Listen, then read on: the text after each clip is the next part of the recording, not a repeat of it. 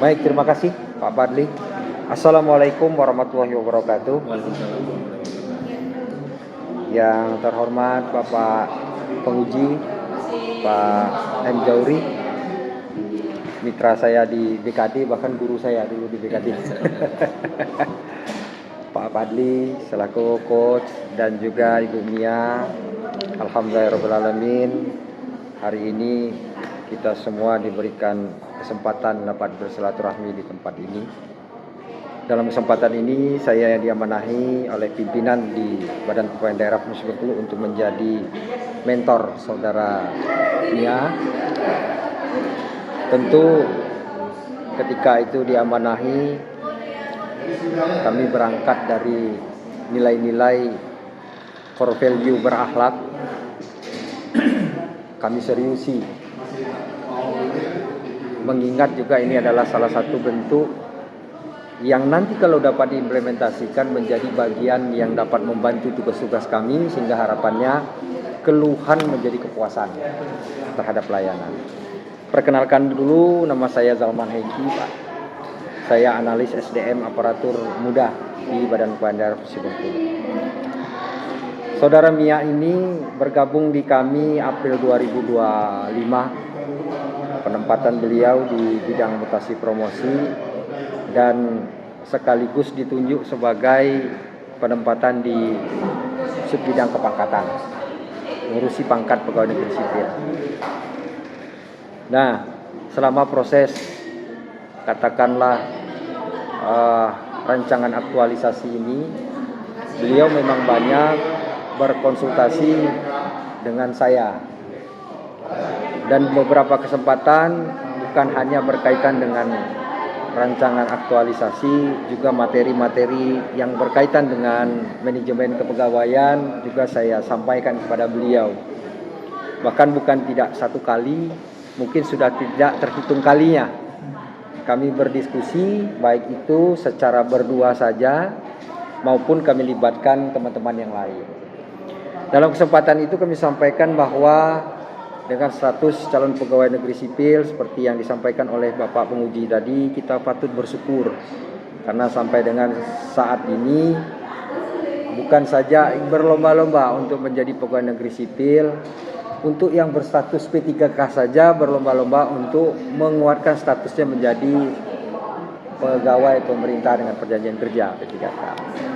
Maka pada saat itu saya sampaikan bahwa aparatur sipil negara itu ada 3 peran sebagai aparatur, di mana menjadi perencana, pelaksana, dan juga sebagai pengawas. Nah, sebagai aparatur itu berkaitan dengan juga berperan sebagai pelayan. Pelayan yang dimaksud ini adalah melayani dengan service excellent, pelayanan prima. Nah, pelayanan prima dengan profesional, cepat, ramah, dan solutif. Kemudian juga ASN berperan sebagai pemersatu, yakni perekat bangsa, kemudian menjunjung toleransi dan menjaga netralitas. Itu 3 dari fungsi dan peran dari aparatur sipil negara.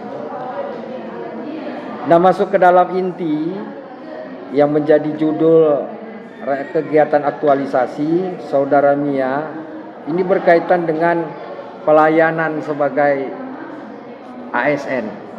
Nah, pelayanan ini tentu dituntut untuk smart, Pak. Harus cerdas, profesional, cepat, ramah, solutif, dan menyesuaikan dengan regulasi. Dalam saat ini kondisinya kita selalu dinamis, Pak. Bisa saja dalam 1 bulan 2 regulasi kepegawaian. Nah, mau tidak mau kami harus menyesuaikan dengan kondisi yang ada. Nah, kondisi yang terbaru adalah berdasarkan peraturan BKN nomor 4 tahun 2025, kenaikan pangkat itu sudah 12 kali periode dalam 1 tahun. Ini tiap bulan. Jadi kalau tidak menyesuaikan, pelayanan ini akan terganggu.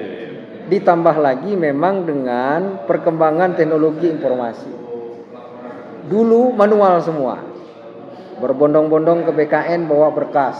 Tidak cukup 2 mobil sampai 3 mobil. Itu kan. Bahkan tidak tercatat waktu itu, belum pakai SAPK ya Pak penguji. Kemudian berubah ke SAPK semi, Pak. Inputnya lewat sistem, berkasnya masih tetap diantar. Nah itu. Nah sekarang itu sudah paperless. Idealnya. Cuma dalam praktek lapangan mungkin proyek perubahan Pak penguji, proyek perubahan saya dan lain sebagainya. Tapi belum berdampak signifikan. Gitu kan. Tapi bukan kita spesimis, kita tetap upaya untuk memperbaiki itu. Nah, terbaru bahwa kita tidak lagi pakai SAPK tapi SIA-ASN, dan itu satu data MyASN. Nah, kaitan dengan pelayanan kepangkatan ini yang masih menjadi bagian yang menjadi kendala. Karena apa? Karena prinsip kolaboratifnya di situ belum dimaknai satu sama lain. Itu dari OPD-nya, dari yang bersangkutan, termasuk juga kami yang pengelola. Sehingga dapat kami simpulkan bahwa menggunakan teknologi informasi itu berbasis paperless itu hanya baru tahap dari BKD sampai ke BKN.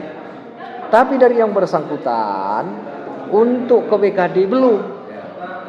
Apa masalahnya? Karena tidak tuntas saja dengan sub bidang kepangkatan. Dari yang bersangkutan datanya tidak update. Datanya update, dokumen elektroniknya tidak ada di sistem. Gitu, Pak. Kemudian kita gerakkan pengelola kepegawaiannya di OPD, gitu kan. Karena memang subnya itu mungkin bergabung di umum, Pak. Pekerjaan-pekerjaan yang lain itu harus juga dilakukan sehingga tidak fokus saja di dokumen kepegawaian. Gitu. Nah, sampai pada akhirnya kami diskusi dengan teman-teman termasuk Ibu Mia, bagaimana kita melakukan terobosan setidak-tidak menjadi jalan tengah, itu kan, untuk tahap-tahapan hingga menjadi nanti ke paperless, itu kan. Makanya diangkatlah sebuah kegiatan aktualisasi yang disimpulkan oleh teman-teman beserta Ibu Mia untuk bagaimana mengubah dokumen menjadi elektronik sehingga nanti bisa diupdate di dalam sistem kepegawaian yang akan digunakan kontinu berkelanjutan, baik itu juga berdampak kepada peningkatan pelayanan kenaikan pangkat. Nah, bahkan tugas kami pada saat itu untuk mensirusi ini, Saudara Mia kami fasilitasi Pak untuk sosialisasi di gedung Pola kantor Gubernur Bengkulu yang pesertanya lebih kurang 60 orang dari Kasubag Umum dan Kepegawaian OPD seprovinsi Bengkulu. Acaranya di sana. Sempat Saudara Mia katakan bahwa gimana snacknya, Pak? Gimana segala macam. Tapi karena ini adalah untuk kita kebaikan bersama dan semua dalam kondisi bahwa kita sama-sama butuh untuk mempercepat pelayanan ini, maka itu kami fasilitasi semua tanpa dibebankan oleh Saudara Mia. Kemudian yang kedua, sosialisasi kami lakukan juga di OPD di Dinas Pemberdayaan Perempuan. Nah, dampaknya luar biasa, Pak. Karena selama ini persyaratan yang dalam bentuk berkas itu kan diubah ke dalam elektronik itu tidak ada panduan. Sebagaimana yang kini dibuat dalam kegiatan aktualisasi ini. Kami lakukan tahapannya, dipisahkan dulu berkasnya, diperiksa dulu, dilegalisir dulu, kemudian baru di PDF-kan, ukurannya begini, cara mem-PDF-kannya yang benar adalah begini. Maaf kadang-kadang Pak, apalagi yang sudah senior hampir pensiun Pak, ingin naik pangkat, mungkin pangkat puncak, pakai kacamata dan tidak lurus lagi Pak. Nah itu kan mereng gitu kan, dan segala macam, ada yang kurang segala macam. Dari sosialisasi itu ternyata berdampak ke arah yang lebih baik. Dari periode yang sekarang berjalan, persyaratan yang masuk itu sudah tertib. Kami pun yang memverifikasi enak. Karena kalau enggak Pak, kompres lagi Pak. Sudah dikompres karena kebesaran ukuran. Terus yang kedua, kabur Pak.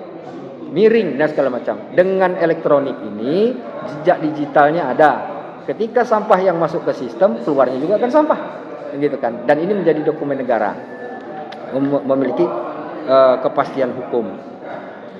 Nah itulah mungkin upaya-upaya yang kami lakukan, dan tentu kami berharap Saudara Mia memang nanti bukan saja batas ini, ya kan, tapi tetap semangat untuk melakukan sosialisasi kepada yang lain.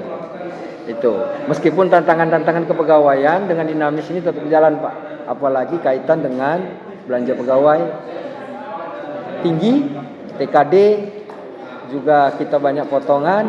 Nah, ini memang luar biasa. Mungkin itu saja Pak yang bisa saya sampaikan. Terima kasih atas kesempatannya, dan mudah-mudahan ini nanti dapat terlaksana dengan baik. Lebih kurang saya mohon maaf. Assalamualaikum warahmatullahi wabarakatuh.